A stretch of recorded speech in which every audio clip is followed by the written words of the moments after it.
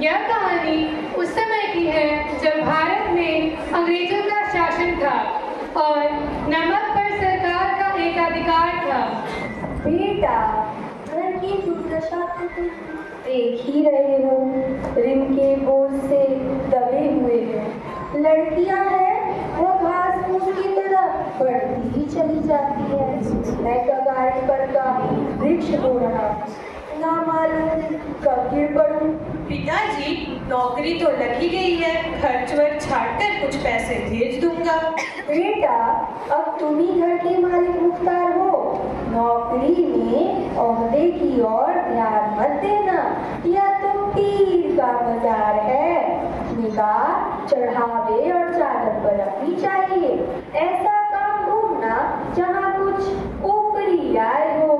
मासिक वेतन तो पूर्णमासी का चार्ट है जो एक दिन दिखाई देता है और घटते घटते लुप्त हो जाता है। ऊपरी आय बहता हुआ स्रोत है जिससे सदैव प्यास बुझती है। मनुष्य को देखो, उसकी आवश्यकता को देखो और अवसर को देखो, उसके उपरांत जो उचित समझो वो करो। बाबूजी, क्या आप ईश्वर की बात कर रहे हैं? नहीं बेटा, वो तो ईश्वर देता है, इसी से उसमें बरकत होती है। वेतन मनुष्य देता है, इसी से उसमें वृद्धि नहीं होती। बाकी तो तुम स्वयं विद्वान हो, तुम्हें क्या समझाऊं। लेकिन मेरी बातों को निगाह में बांट लो, या मेरी जन्मभर की पूंजी है। जी बाबूजी। वंशीधर आज्ञाकारी पुत्र थे। पिता की बातों को ध्यान से सुना और आशीर्वाद लेकर वहां से चले गए।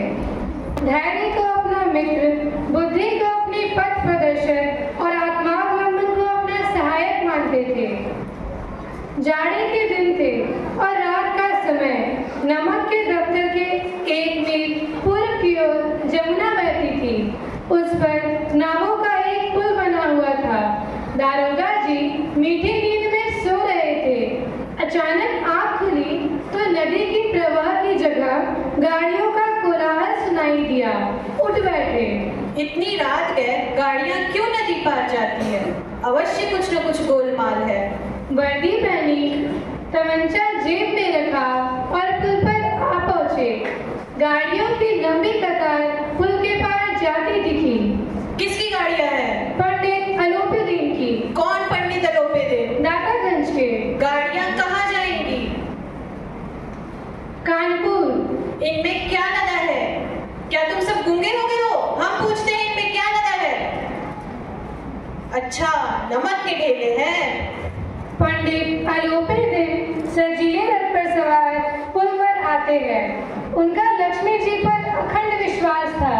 वे कहा करते थे, संसार का तो कहना ही क्या, स्वर्ग में भी लक्ष्मी का ही राज्य है। न्याय और नीति सभी लक्ष्मी के ही खिलौने हैं। इन्हें वह जैसा चाहती है वैसा नचाती है। बाबूजी, आशीर्वाद। कहिए, हमसे ऐसा कौन सा अपराध हुआ कि गाड़ियां रोक दी गई? हम ब्राह्मणों पर तो आपकी कृपा दृष्टि रहनी चाहिए। सरकारी हुक्म। हम सरकारी हुक्म को नहीं जानते और ना सरकार को। हमारी सरकार तो आप ही हैं। हमारा और आपका तो घर का मामला है। हम कभी आपसे बाहर हो सकते हैं भला? आपने तो व्यर्थ का कष्ट उठाया। ऐसा हो ही नहीं सकता कि इस घाट से जाए और यहाँ के देवता को भेंट न चढ़ावे।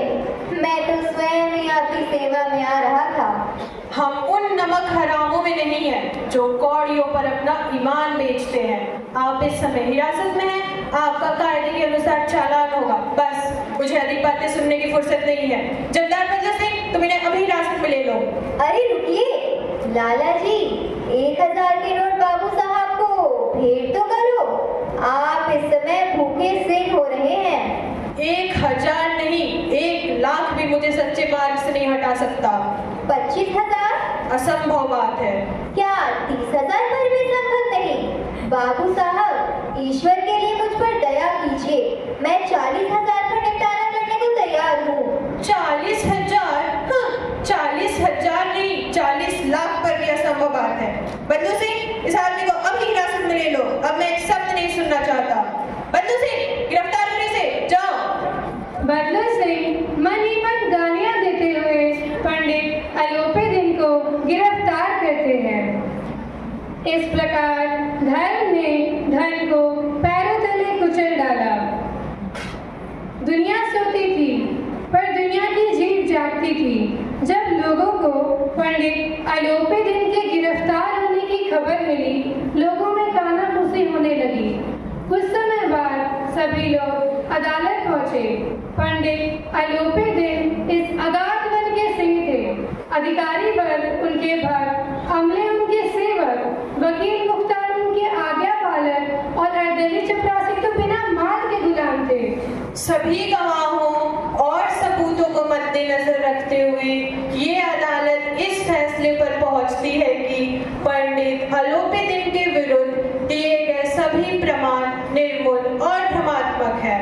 यद्यपि नमक के दारोगा मुंशी वंशीधर का अधिक दोष नहीं है, लेकिन बड़े ही खेद की बात है कि उनकी उदंडता और विचारहीनता के कारण एक भले मानुष को कष्ट सहना पड़ा। अतः यह अदालत पंडित अलोपीदीन को बाइज्जत बरी करती है।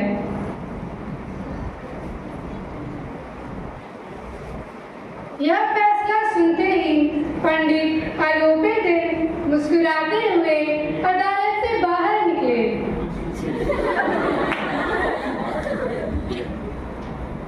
वंशीधर की कर्तव्यपरायणता का उन्हें फल मिला। उन्हें नौकरी से निकाल दिया गया। इस प्रकार एक सप्ताह बीत गया।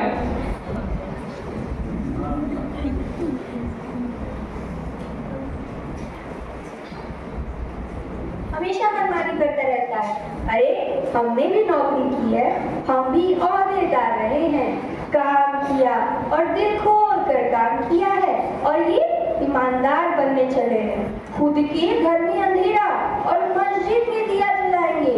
पढ़ाना लिखाना सब व्यर्थ हो गया तुम्हारा। संध्या का समय था। वृद्ध मुंशी जी बैठे राम नाम की माला जप रहे थे। राम राम। इसी समय सजीले रथ पर सवार पंडित अलोपीदीन उनके घर पधारे। नमस्कार। अरे महाराज, हमारा भाग्य उदय हुआ जो आप हमारे द्वार पर आए। आप हमारे द्वार पर पहुँचे। आप हमारे पूज्य देवता हैं। आपको कौन सा मुंह दिखावे। मुंह में तो कालिख लगी हुई है, किंतु क्या करे, लड़का अभागा कपूत है। नहीं तो आपसे क्यों मुँह छिपाना पड़ता। ईश्वर ने संतान चाहे रखे पर ऐसी संतान न दे। नहीं नहीं भाई साहब, ऐसा ना कहिए। अब आप ही बताइए, कुल तिलक और पुरुषों की कीर्ति उज्जवल करने वाले संसार में ऐसे कितने धर्मपरायण मनुष्य हैं जो धर्म पर अपना सब कुछ अर्पण कर सके। दारोगा जी, इसे खुशामद ना समझिए। खुशामद करने के लिए मुझे इतना कष्ट उठाने की जरूरत ना होती। उस रात आपने अपने अधिकार बल से मुझे अपनी हिरासत में लिया था, किंतु आज मैं स्वेच्छा से आपकी हिरासत में हूँ। मैंने हजारों रईस और अमीर देखे, अनेक पदाधिकारियों से काम भी पड़ा, किंतु मुझे परास्त दिया तो सिर्फ आपने। मैंने सबको अपना और अपने धन का गुलाम बनाकर छोड़ दिया। मुझे आज्ञा दीजिए कि आपसे कुछ विनय करूं। यह आपकी उदारता है जो ऐसा कहते हैं। मुझसे जो कुछ अभिनय हुई है उसे क्षमा कीजिए। मैं धर्म की बेड़ी में जकड़ा हुआ था, नहीं तो वैसे मैं आपका दास हूँ। जो आज्ञा होगी वह मेरे सिर माथे पर। नदी तट पर आपने मेरी प्रार्थना स्वीकार नहीं की थी, किंतु आज करनी पड़ेगी। मैं किस योग्य हूँ, किंतु जो कुछ सेवा मुझसे हो सकती है उसमें त्रुटि ना होगी। इस बात को स्वीकार कीजिए और अपने हस्ताक्षर कर दीजिए। मैं ब्राह्मण हूँ। जब तक ये सवाल पूरा न कीजिएगा द्वार से न लौटूंगा। पंडित जी, मुझ में इतनी सामर्थ्य नहीं कि आपकी उदारता की प्रशंसा कर सकूं, किंतु मैं ऐसे उच्च पद की योग्य नहीं हूँ। मुझे इस समय एक अयोग्य मनुष्य की ही जरूरत है। यो मैं आपका दास हूँ। आप जैसे कीर्तिवान सज्जन पुरुष की सेवा करना मेरे लिए सौभाग्य की बात है, किंतु मुझ में न विद्या, न बुद्धि, न वह स्वभाव जो इन त्रुटियों की पूर्ति कर देता है। ऐसे महान कार्य के लिए एक बड़े अनुभवी मनुष्य की जरूरत है।